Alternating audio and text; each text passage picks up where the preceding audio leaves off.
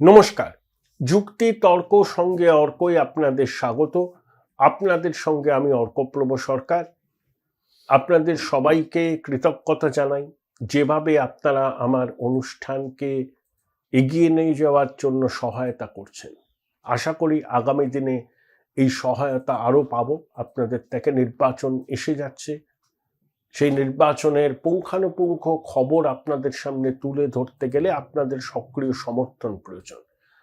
তাই আপনারা যে ডিভাইসেই আমার অনুষ্ঠান দেখুন না কেন, সাবস্ক্রাইবার বাটনের পাশে থ্যাঙ্কস বাটনে ক্লিক করলেই আপনারা আমার এই উদ্যোগের সঙ্গে নিজেদের যুক্ত করতে পারবেন।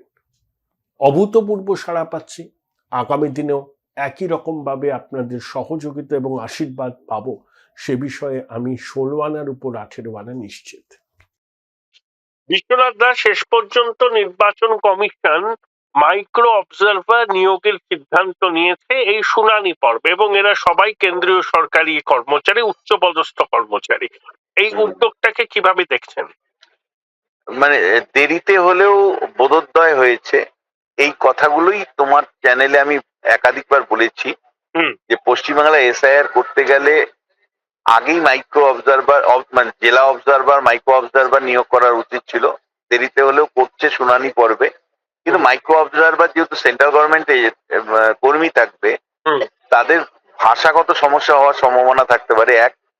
দ্বিতীয় যেটা, সেটা হলো প্রপার ট্রেনিং থাকতে হবে। ধরো আমি তোমায় বলছি, শুধু বসে থাকলে তো অবজারভার হয় না। যেটা নির্বাচনের সময় তুমি জানো মাইক্রো অবজারভার দেওয়া হয়, কিন্তু বসে থাকে আর উল্টো দিকে যা হওয়ার হয়ে যায়। তা আমার মতে যে তুমি প্রপার ট্রেনিং দিতে পারছো কিনা, কোন কোন ডকুমেন্ট কিসের ভিত্তিতে সে দেখবে, তার রোল কি হবে, এই প্রপার ট্রেনিং ছাড়া যদি মাইক্রো অবজারভারের একটা নিয়োগ হয়ে গেল আর উনি সেই দিন গিয়ে হাজির হয়ে একটা বেঞ্চে বসে থাকলেন, তাহলে কোনো লাভ হবে না। ফলে ইম্পর্টেন্ট হলো যে অপারেশনাল লেভেলে সে মাইক্রো অবজারভারের জ্ঞান কতটুকু আছে, তার রোল তিনি সঠিক প্লে করতে পারছেন কিনা, বা করার মতন তার সামর্থ্য আছে কিনা। This are very important point. আমি মনে করি যে অবশ্যই একটা পজিটিভ উদ্যোগ, কিন্তু সেটা ইমপ্লিমেন্টেশন না হওয়া পর্যন্ত সার্টিফিকেট দেওয়ার মতন জায়গায় আমি নেই। প্রধানমন্ত্রীর বক্তব্য আপনি কতটা মনে করেন ইতিবাচক, বা মতুয়া সম্প্রদায়ের আশাভঙ্গ হয়েছে, কোনটা? উনি মানে দুর্যোগের জন্য ঠিক আছে, তাও ফোনের মাধ্যমে যে বার্তা দিয়েছেন, কিভাবে ব্যাখ্যা করছেন? প্রথমে বলবো যে এটা ছিল প্রধানমন্ত্রীর 3 নম্বর মানে নির্বাচনী, নির্বাচনী 4 নম্বর, হ্যাঁ ঠিক, 4 নম্বর প্রাক নির্বাচনী প্রস্তুতি।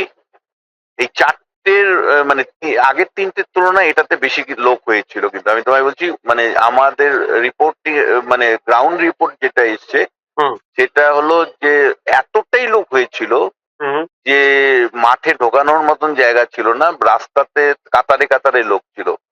প্রত্যেকে প্রত্যাশা ছিল প্রধানমন্ত্রী সশরীরে যেতে পারলে কানেকশনটা অনেক বেশি ডাইরেক্ট হতো, পলিটিক্যালি আরো বেশি চার্জ হতে পারতো বিরোধী দলের কর্মী সমর্থকরা বা স্থানীয় স্তরের নেতারা।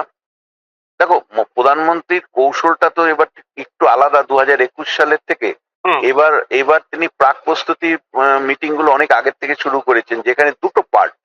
আগে ডেভেলপমেন্টের মিটিং করছেন, যেখানে একের পর এক প্রকল্প উদ্বোধন করছেন, আর তারপরে অন্য আরেকটা মাঠে এসে কর্মী সমর্থকদের উদ্দেশ্যে বার্তা দিচ্ছেন। অর্থাৎ বিজেপি বা সেন্ট্রাল গভর্নমেন্ট ডেভেলপমেন্টের ইস্যুতেও যে আছে, এই বার্তাটা বারবার দেওয়ার চেষ্টা করছেন। ওই দ্বিতীয় যে বিষয় আমার মনে হয়েছে যে মতুয়ারা 1 লক্ষর মতন মতুয়া আমাদের কাছে এখন হিসাবটা এসছে, যারা শুনানিতে ডকুমেন্ট না দেখাতে পারলে কিন্তু তাদের নাম বাদ যাবে ভোটার তালিকা থেকে।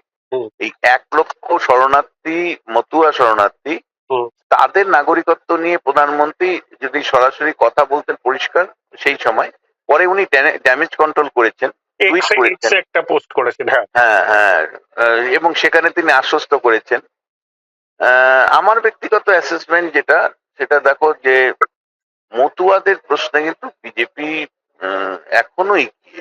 মানে যতই তৃণমূল এটাকে ক্র্যাক করবার চেষ্টা করুক, এবং বাংলাদেশের ইস্যু আসার পরে বিশেষ করে ওপার থেকে মতুয়ারা যে নির্যাতিত ভাবে হয়ে এসছে, শরণার্থী হয়ে এসছে, হুম, বাংলা, ফলে তাদের কাছে অল্টারনেটিভ বিজেপি ছাড়া এই মুহূর্তে আমার তো মনে হয় না যে মানে তৃণমূল হয়তো চেষ্টা করছে একটা ক্র্যাক ধরানোর জন্য নাগরিকত্বের ইস্যুটাকে সামনে রেখে। এটাও ফ্যাক্ট যে নাগরিকত্ব আইন অনুসারে যত দ্রুততার সাথে নাগরিকত্ব পাওয়ার কথা, প্রসিডিউরাল ডিলেটা এত হচ্ছে যে 8 মাস 9 মাস লেগে যাচ্ছে।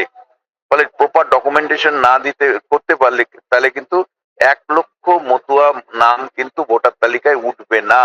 হুম, এটাকে নিয়ে কিন্তু তৃণমূল কংগ্রেস একটা কাউন্টার পলিটিক্স করবার চেষ্টা করছে, এবং কতটুকু সফল হবে এখনই আমি বলতে পারবো না, হুম। কিন্তু চেষ্টা একটা তৃণমূল কংগ্রেস করছে যে মতুয়াদের যাদের নাম বাদ যাবে তাদেরকে সঙ্গে নিয়ে। কিন্তু প্রধানমন্ত্রীর কাছে মতুয়ারা এক্সপেক্ট করেছিলেন যে প্রসিডিউরাল ম্যাটারটা, অর্থাৎ নাগরিকত্ব আবেদন করার পরে হুম, পাওয়ার মধ্যে যে দূরত্ব সময় লাগছে, হুম, সেই প্রসিডিওরটা যাতে দ্রুততার সাথে সম্পূর্ণ করা যায়, ফার্স্ট ট্র্যাক প্রসেসের মধ্য দিয়ে যাতে এটা পাওয়া যায়, সেই উদ্যোগটা প্রধানমন্ত্রী ঘোষণা করুন এমন একটা প্রত্যাশা তাদের ছিল কালকে। হুম। কিন্তু প্রধানমন্ত্রী সেই প্রত্যাশা পূরণ করেনি অবশ্যই, কিন্তু তারপরেও ড্যামেজ কন্ট্রোল উদ্যোগ হিসাবে তিনি মতুয়াদের সাথে আছেন সেই বিষয়টা বার্তা দিয়েছেন, তার টুইট বার্তা যেটা তিনি দিয়েছেন। আমার আহ, হ্যাঁ, হ্যাঁ, আমার শেষ প্রশ্ন, বিশ্বনাথ দা, আইপ্যাক যে লেটেস্ট রিপোর্টটা দিয়েছে তাতে বলেছে তৃণমূল মেরে কেটে 154টা আসন পেতে পারে। এটা হচ্ছে আপার লিমিট, লোয়ার লিমিট অনেক কম। তারা অনেক ফ্যাক্টর বলছে, হিন্দু ভোটের মেরুকরণ, দুর্নীতির প্রাতিষ্ঠানিকীকরণ, গোদের উপর বিস্ফোরা, বেশি ম্যাসাকার, এবং বাংলার সাইলেন্ট মেজরিটির সিংহভাগের পরিবর্তনের আকাঙ্ক্ষা। এই সবগুলো বর্তমান শাসকের এগেনস্টে যাচ্ছে। আপনি কি আইপ্যাকের এই সমীক্ষার সঙ্গে সহমত? প্রথমত আইপ্যাকের এই ধরনের সমীক্ষা হয়েছে বলে আমার জানা নেই, মানে আমি লাস্ট যেটা জানতাম হুম, সেটা 250ই ওরা বলেছিল। হুম, তারপরে এখন এই ধরনের ফিগার ওরা বলেছে, এটা আমার সত্যি জানা নেই, তোমার থেকেই জানতে পারলাম। হুম, কিন্তু আমি তোমায় বলতে চাই যে it is too early to make any comment. হুম, আমি সবচেয়ে বেশি নজর এই মুহূর্তে রাজনীতিতে যেটা দিচ্ছি সেটা হলো মুর্শিদাবাদে হুমায়ুনের হুম, দলের উদ্ভব। আগামীকাল হুমায়ুনের মুর্শিদাবাদ থেকে যে দল, সেই দল রাজ্য রাজনীতিতে কি ধরনের প্রভাব ফেলে হুম, তার উপরে কিন্তু ভোটের ফলাফল অনেকটা নির্ভর করবে। এসআইআর যেমন একটা ইম্পর্টেন্ট পর্ব ছিল, হুম, বাংলাদেশের ইস্যু একটা ইম্পর্টেন্ট পর্ব, ঠিক তেমনি ভাবে হুম, আহ, হুমায়ুন কবির কিভাবে আহ, দল তৈরি করেন, কাদের সাথে সমঝোতা করেন, আদতেও তার দলের কতটুকু সমর্থন আসে, হুম, মুসলিম ভোটটা কিভাবে তিনি মানে তার দলের মধ্যে রাখতে পারেন, these are all important factor. হুম, ফলে আগামী বেশ কিছুদিন এসআইআর তো চলতেই থাকবে, হুম, যেটা নিয়ে তুমি শুরু করলে। তুমি চোখ মানে আমাদের চোখ রাখতে হবে সবাইকেই বাংলাদেশের ডেভেলপমেন্ট নিয়ে, হুম, কারণ বাংলাদেশে যেভাবে হিন্দুদের উপর নির্যাতন হচ্ছে তার একটা কিন্তু আহ, বলা যায় রিভার্স ট্রেন্ড এখানে হতে পারে, অর্থাৎ হুম, হিন্দু ভোটের কনসলিডেশন হতে পারে বিজেপির পক্ষে, যার সম্ভাবনা প্রবল।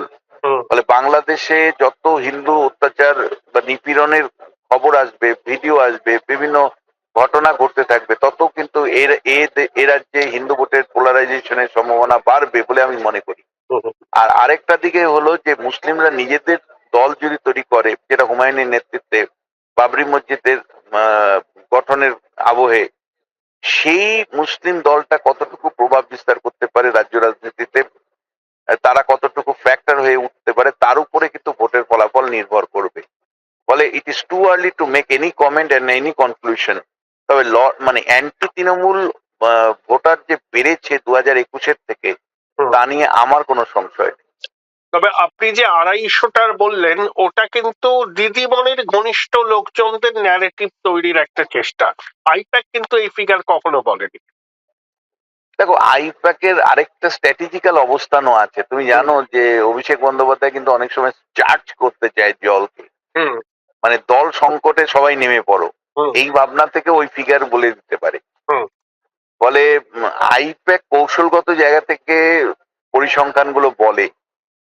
আমি একজন মানে নির্বাচন চর্চাকারী হিসাবে, হুম, 25 বছরের নির্বাচন চর্চাকারী হিসাবে, হুম, মানে একটা কৌশলগত টিমের ফিগার হুম, আমার কাছে মানে ততটা রিলায়েবল নয়। হুম, কারণ তারা এমন হতে পারে কর্মী সমর্থকদেরকে মাঠে নামানোর জন্য সংখ্যা কম বলে হুম, চার্জ করানোর জন্য সংখ্যাটা কম বলতে পারে হুম, বা সংখ্যাটা বেশিও বলতে পারে। হুম, ফলে তারা কৌশলগত জায়গা থেকে এই সংখ্যাগুলো বলেন, হুম। যার সাথে নির্বাচন চর্চাকারী হিসাবে গ্রাউন্ড রিয়ালিটি কতটুকু সম্পর্ক আছে তা সবসময় একটা সংশয় তো থাকে। আমার শেষ প্রশ্ন বিশ্বনাথ দাস, 2011-এ বাম বিদায় নিশ্চিত ছিল, কিন্তু যাদবপুরে বুদ্ধবাবু হারবেন সেটা কিন্তু মমতা বন্দ্যোপাধ্যায়ও বিশ্বাস করতে চাননি। মনীশ বাবু দাঁড়াবার জন্য রাজি হওয়াতে তিনি হাঁফ ছেড়ে বেঁচেছিলেন। অনেকে বলছেন ভবানীপুরেও এবার যাদবপুরের পুনরাবৃত্তি হবে। আমারও তোমায় বলছি যে আমাদের মানে নির্বাচন তো সহজভাবে হয় না। হুম, আমাদের নির্বাচনে মানি পাওয়ার, মাসল পাওয়ার ব্যবহার হয় এবং গভর্নমেন্ট মেশিনারির ব্যবহার হয়। চারটা এম এখন ইউজ হচ্ছে: money power, muscle power, misuse of government machinery and misinformation. হুম, মিস ইনফরমেশন ন্যারেটিভ তৈরি করতে কাজে লাগে। হুম, গভর্নমেন্ট মেশিনারি অর্থাৎ রাজ্য পুলিশ সরাসরি তৃণমূলকে জয়ী করার জন্য ব্যবহার হয়, তো উল্টো দিকে সেন্ট্রাল ফোর্স হুম, কেন্দ্রের শাসক দলের দিকে কথা বলে। হুম, আর ব্যাপক পরিমাণে তৃণমূলের লোকাল মানি পাওয়ার আছে। আমি বলছি তৃণমূল কেবলমাত্র কর্পোরেট থেকে 1650 কোটি টাকা পেয়ে তৃতীয় বৃহত্তম মানে অর্থ ভান্ডার তৈরি করেছে তা নয়। হুম, লোকাল পঞ্চায়েত, পুরসভা সর্বস্তরের তাদের প্রতিনিধির মাধ্যমে কোটি কোটি টাকা তাদের কাছে আছে। হুম, ফলে নির্বাচনের ভোটের আগে মানুষের হাতে টাকা দিয়ে বা যেভাবে প্রচার আজকাল হচ্ছে, হুম, সেইটা কিন্তু আমি তোমায় বলছি ভোটকে যে কোনো সময় নাড়িয়ে দিতে পারে। হুম, আর একই সাথে তোমাকে আমি বলবো যে যেভাবে দুর্বৃত্ত রাজনীতিকে নিয়ন্ত্রণ করছে, শেষ পর্যন্ত ভোটের দিন তুমি সারা মানে ভোটের প্রত্যেকটা পর্বে দেখলে সব ঠিকঠাক আছে, কিন্তু ভোটের দিন সেই দুর্বৃত্তরা যদি নেমে যায় তখন কি ধরনের নির্বাচন হয় তুমি সল্টলেকবাসী তুমি জানো। হুম। ফলে তোমার অভিজ্ঞতা থেকে তুমি বিচার করবে যে শেষ পর্যন্ত ইলেকশন কমিশন এই চ্যালেঞ্জগুলোকে মোকাবিলা করতে পারবে, তো মানি পাওয়ারের সাথে লড়াই করতে পারবে, মাসল পাওয়ারের সাথে লড়াই করতে পারবে, দুর্বৃত্ত যেভাবে রাজনীতিতে ঘটেছে ভোটে দুর্বৃত্তদের প্রভাব থেকে মুক্ত করে সাধারণ নাগরিককে আশ্বস্ত করতে পারবে স্বাধীনভাবে ভোট দেওয়া। These are all important factor, micro লেভেলের ফ্যাক্টর, যেগুলোকে কনসিডার না করে শুধু আমরা কতগুলো ইস্যুর ভিত্তিতে এ জিতছে ও হারছে যদি বলি তাহলে ভুল হবে। আমার কাছে মোর ইম্পর্টেন্ট, তুমি জানো আমাকে বহু বছর ধরে, তুমি চেনো হুম, যে আমি একদম গ্রাসরুট লেভেল ধরে ধরে কাজ করতে ভালোবাসি। ঠিক, ঠিক। ফলে সেই জায়গাতে অনেক ইফবার্টস আছে, হুম। দেখা যাক যে কোন ইফবার্টস কিভাবে নিউট্রালাইজ কেউ করতে পারে কিনা। Thank you Vishwanath da, thank you. Join Indian Institute of Hotel Management now.